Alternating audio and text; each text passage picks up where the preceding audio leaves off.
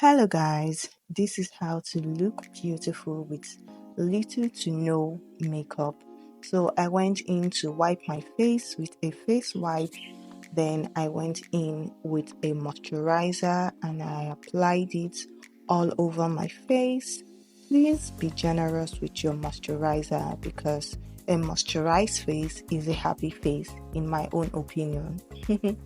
So I went in with a hair wax to apply on my brows to make my brows look darker and fuller like so.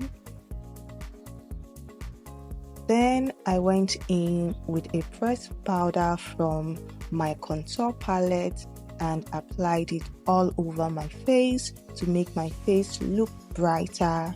You could use a little bit of concealer to apply on the dark spot of your face, but I did not do that in my own face. So yeah, and I went in with a little bit of eyeshadow to make my eyelid pop.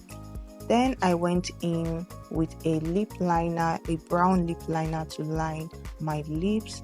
Then I went in with a color changing lip oil to make my lip look brighter. And that is it, guys. This is how to look beautiful with little to no makeup. Do let me know what you guys think in the comment section down below. With that being said, I will see you in my next video. Bye.